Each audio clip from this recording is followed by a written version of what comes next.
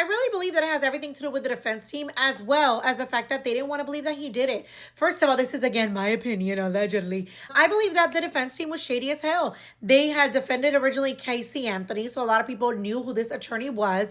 But I found it interesting that first and foremost, all of the motions that they would submit were not sealed. Most defense teams will seal the motions so that it doesn't affect the jury pool, same as the state. They don't want to show everybody everything that they have. In many of the motions, they kept accusing the stepdad. If you not only read the motions, but took the time to listen to the hearings that were 6 and 7 hours long, available on YouTube, they were live, then you learn that the defense team was not even prepared for the motions. They originally accused the stepfather. So what did they do in the hearing? In the hearing, they brought up the fact that the stepdad was a truck driver. He was in a truck that had cameras outside and inside to show that he was in another part of Florida. Or he was in Georgia, one of those, I think he was in Georgia, and then he ends up turning around in Florida when he hears everything that happens. But they had cameras inside the truck, outside the truck, proof that he, in fact, was exactly where he said he was at the time that all of this happened, as well as cell phone records.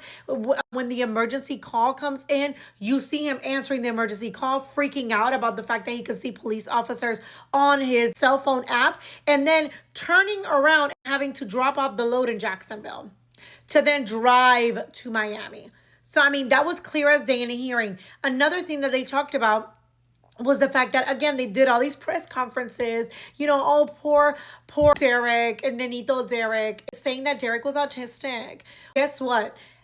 In one of the hearings, they showed that was not true. In fact, one of their own experts, because their team, once again, was never prepared, in my opinion, allegedly, they asked the expert about his autism.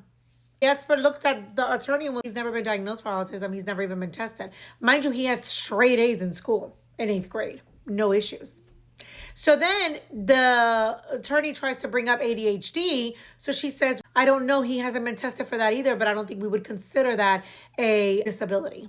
At this point, the attorney is just shifting through her notes, doesn't know what the hell to do. She didn't expect for that to be presented. And the judge literally goes, is this your expert? Do you have another expert? Because they kept telling the public that he was autistic and he was incapable of doing this. Okay.